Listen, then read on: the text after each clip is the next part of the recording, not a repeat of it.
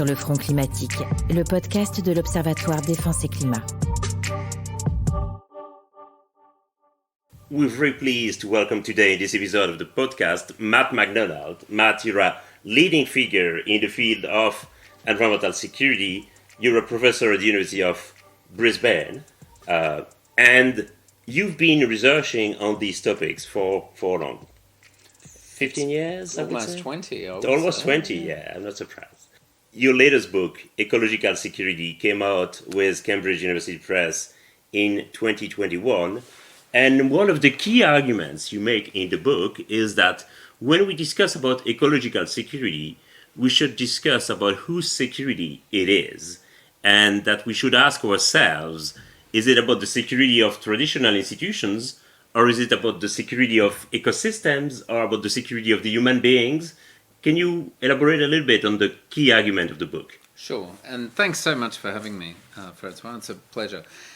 The argument, you're right, that the argument around ecological security is really one about whose security matters when it comes to thinking about the security implications of climate change. And in some ways it began with the work that I was doing on security theory, which was a lot of that work was talking about how security is socially constructed. We see lots of different states making different choices about how their national security is to be defined and understood and approached in practice. Similarly, different actors emphasise the importance of, some would emphasise we need to preserve the territorial integrity and sovereignty of the nation state. Others seem to define their security in terms of the promotion of progressive values. And so I applied some of those, in previous work, I applied some of those theories to understanding climate change and environmental change and security. And then started thinking, well, actually, we're talking about different discourses of climate change and security, some that focus on the nation state, some that focus on international societies, some that focus on human security, and even some that focus on ecological security. And I had a piece published in Political Geography that mapped some of these discourses, but at the time I realised, well, actually I do really feel like in this paper I'm making a case for ecological security, that this is the most morally defensible approach to understanding and engaging the relationship between climate change and security. And so the book is an attempt to say this is why I think it's the most defensible approach. This is the foundation upon which I'm basing some of those claims, and this is actually how it can be advanced in practice. So the book goes through, this is what I mean by ecological security, and it's largely in terms of the resilience of ecosystems themselves in the face of the effects of climate change, and then talks about what sort of means, what sort of agents are going to be promoting ecological security, and what sort of challenges, there are key challenges in terms of advancing this way of understanding the relationship between climate change and security, but there's also some opportunities there to build on in terms of recognition of moral responsibility, in terms of the arrival of the Anthropocene, this geological era that reminds us that actually we can't really separate us as humans and the institutions that we have from the ecological conditions of our own existence. And I see that as being a really powerful rationale for then saying, well, let's then think really seriously about how we get people, institutions to focus on ecosystems and on ecological security. And I should note, given I'm in France and this is a potentially at least some French audience, I should note that the work that I do on identifying political impediments and possibilities draws on my own reading and interpretation of Bourdieu, who I'm a massive fan of in terms of the sociological contribution. But that's essentially the book in a very brief nutshell. And do you feel that this argument is gaining traction within the ministries of defense and within, I would say, the defense compound? Or is it still a very theoretical argument? Of course, I don't mean that in a bad way. I'm an academic myself, but do you feel that institutions are more concerned about their own security, or that they manage to envision their own security through the prism of ecological security? It's a good question. I think we're seeing increasing engagement with an idea like ecological security in the academic community, in the research community. There's more and more people talking about it.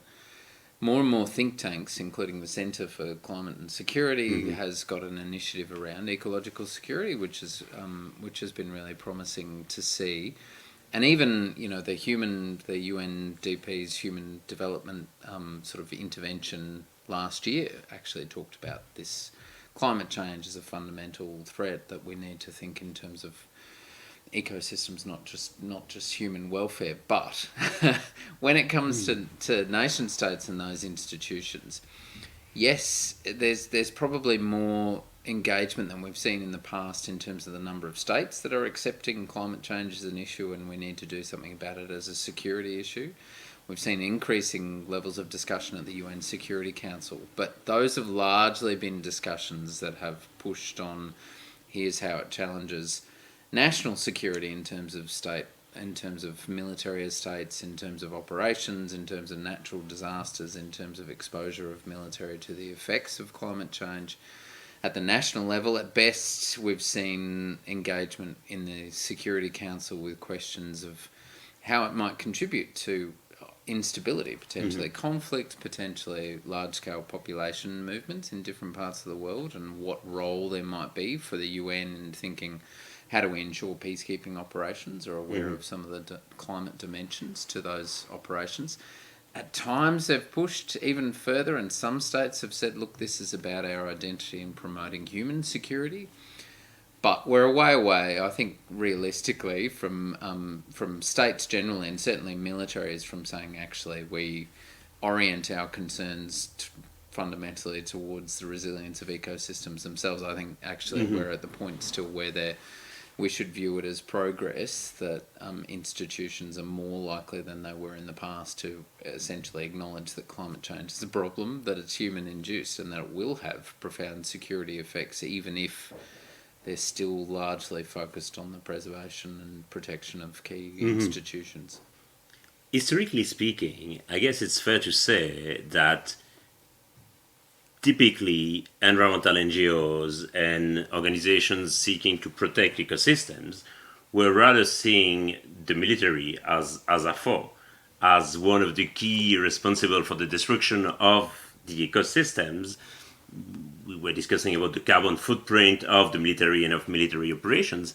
Is it fair to say that if we were to convince the military that the security of ecosystems is an essential component of the security of the country, then we could imagine that environmental NGOs and the military could become allies rather than foes, and that would be some sort of Copernican revolution?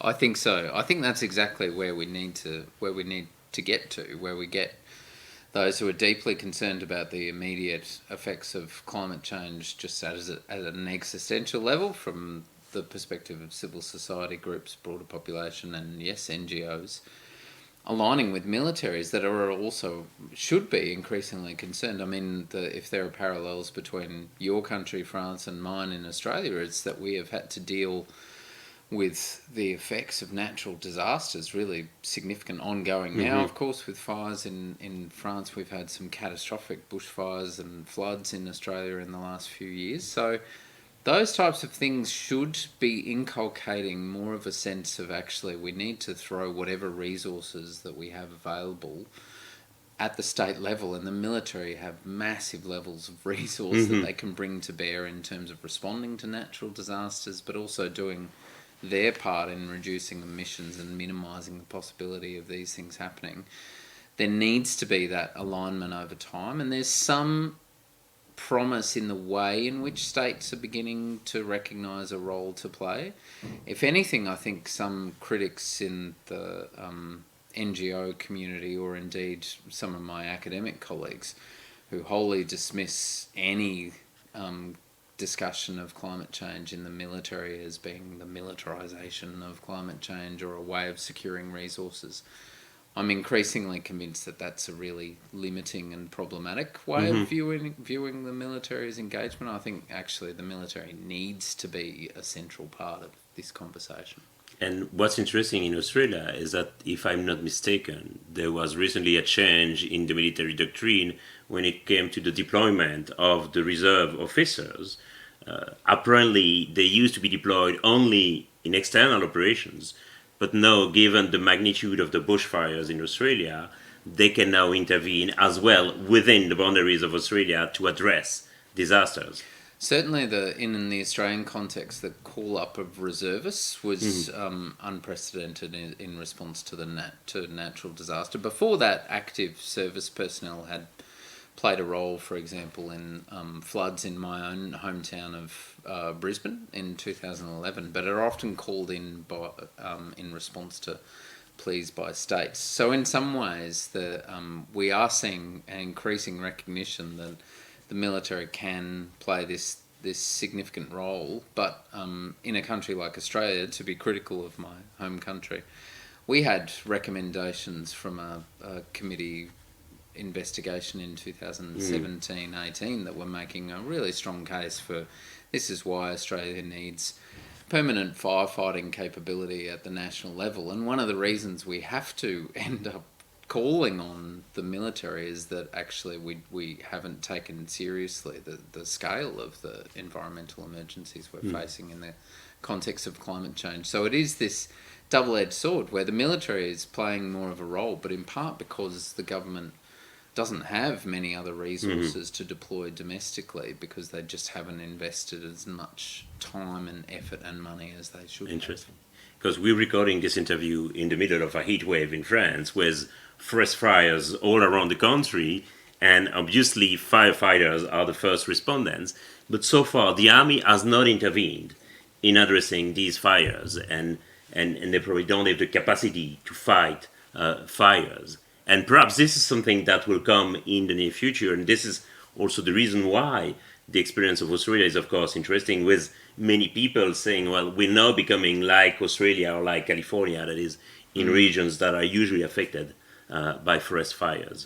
So that will be an interesting development to watch. I think that's right. And I think it's interesting that in my conversations with defence officials in Australia, there's been a couple of things that have come out of those. One has been because of the really toxic politics of climate change in that country. You're right, there's been a change of government, and we're hopeful that those views are behind us. But because of that, they learnt not to use the C word. They learnt not to talk about climate change because it was seen as being too politicised and too politically dangerous to do that. And so they would talk about resilience building and they would talk about emergencies, but try not to really emphasise the role of climate change. That's been one thing. And the other is when I've been in positions to speak with some of these people, whether through giving lectures to sort of senior public servants and military officers, there is a split. And often it's a generational split, but there's definitely a split between those who say, if there are natural disasters and the military can play a role in mobilising response because we have centralised command structure, we've got all of these equipment and materials, we've dealt with humanitarian assistance and disaster relief missions internationally, we can apply some of the same principles domestically. There are those, and if the broader public expects us to respond, then that's fair. And then there are others who basically say, this is not what we're for. We are a war-fighting organisation. We are training our personnel to be able to participate in and fight wars. So distracting us by talking about, responding to natural disasters just isn't appropriate. So that's a conversation that is tense in countries like Australia, but I get the sense it's more likely over time that we will increasingly just see, look, there needs to be recognition that there's a role to play here, whatever that is. If I can ask you to talk a bit more about Australia, because obviously it's interesting for our listeners to have a perspective from Australia, it's fair to say, and that is a euphemism, that your previous Prime Minister, Scott Morrison, and your current Prime Minister, Anthony Albanese, have rather different views on climate change.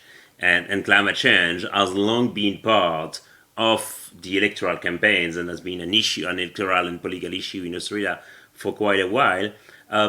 What do you expect in terms of key changes on the climate security dimension in Australia with your new Prime Minister?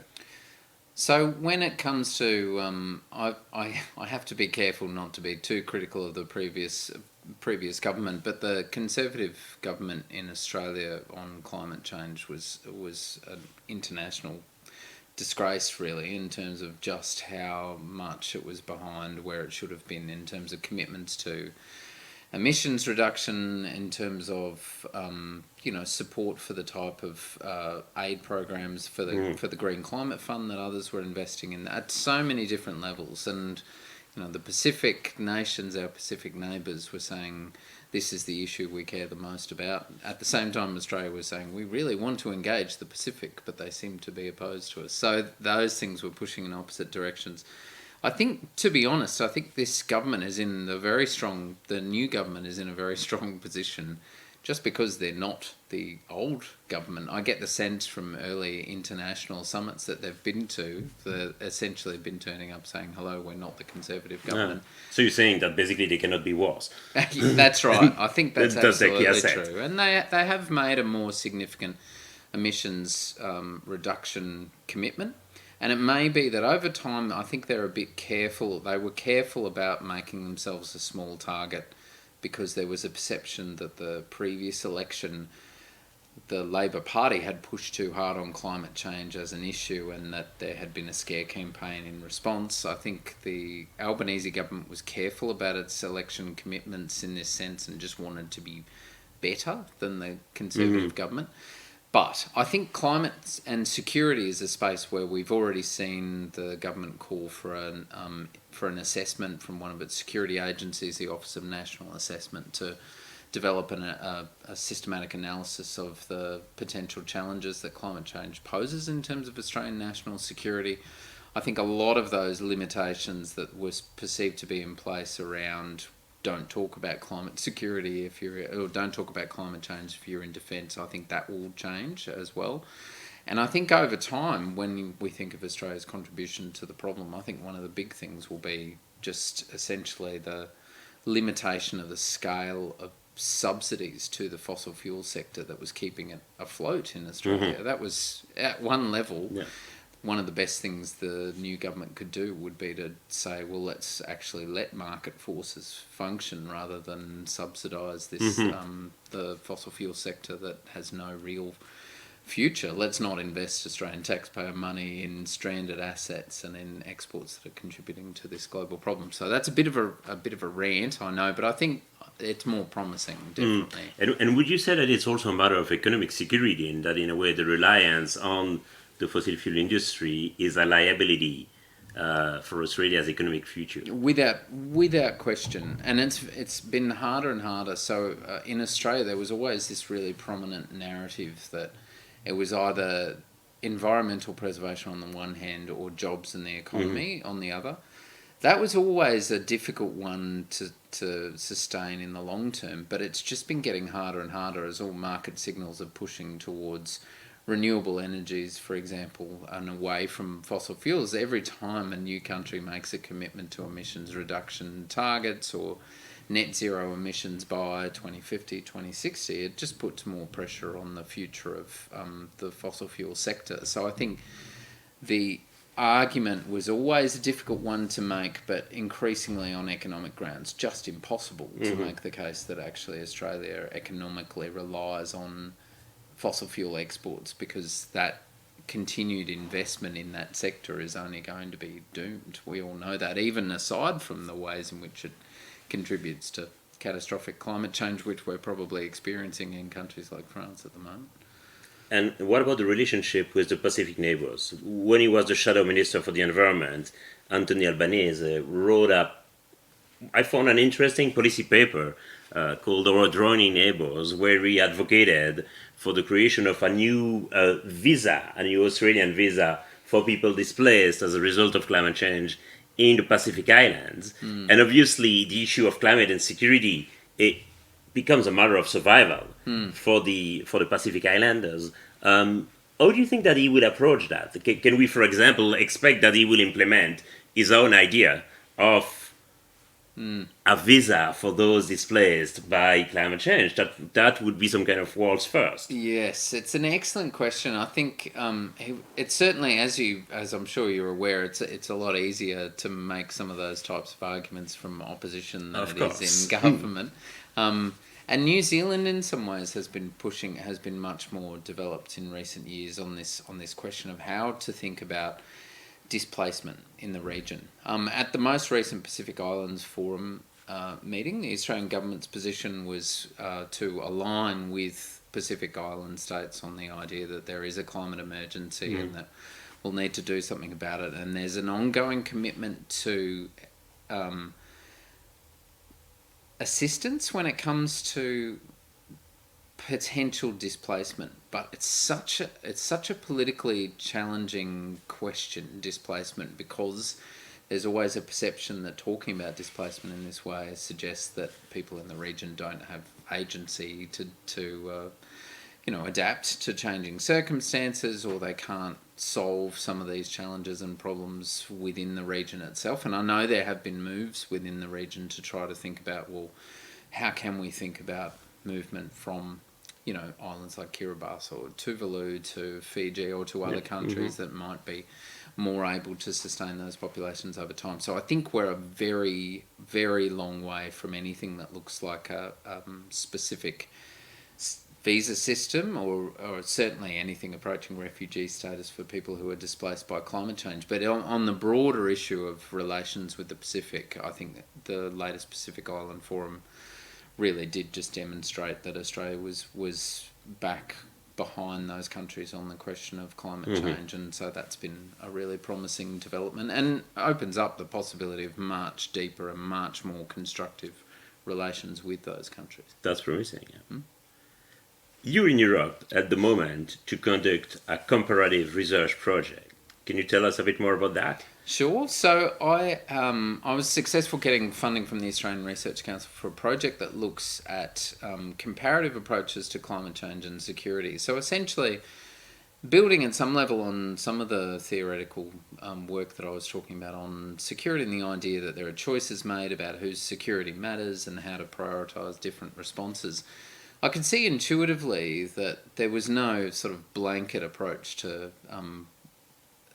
climate change and security at the national level. Of those states that had embraced this idea that yes, climate change at some level does seem to challenge our security, they had made different choices around should our focus be the Ministry of Foreign Affairs and how they can promote international diplomatic responses to those problems. Should our focus be more directly within the Ministry of Defence itself and how the military can be sort of prepared for the types of missions, types of effects of climate change. So this project is essentially one of mapping some of these different choices that states make. So I'm over here looking at states that have embraced this agenda at some level, like the UK, like France, Sweden, Germany. I'll also be conducting interviews later in the year in the US and New Zealand, and thinking about how those countries that have really embraced this idea, what choices have they made and what have been the implications of those choices around whose security they're actually focused on, what the nature of the threat posed by climate change is. Is it in terms of displacement or natural disasters? Is it in terms of sort of the exposure of defence resources and defence estates? So, and the interviews have been interesting so far in that it's really encouraged me to ask these questions, not just about what choices have states made and what implications have those choices had in practice, but also why. Where have those choices actually come from? And it's been fascinating talking to people who have been sort of identifying dynamics like, well, in the lead up to an international conference, my government felt it was important to promote this particular issue, and that led to an embrace of this agenda.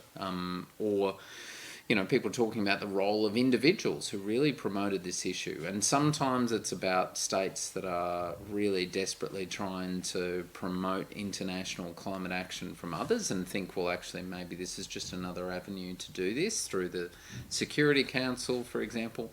that stuff has been fascinating in terms of getting a sense of not just what these different countries are proposing and how they're institutionalising a response to climate change and security, but also where those choices have come from. Maybe a more sensitive question. The Indo-Pacific region used to be, and still is, considered by France as a kind of hotspot when it comes to climate and security. And obviously France has overseas territories in the regions and lots of economic interests as well. And France was very much hoping on a collaboration with Australia until the deal with the submarines fell through. And now Australia is embarking into a new format of cooperation with the UK and the US around this region of the Indo-Pacific.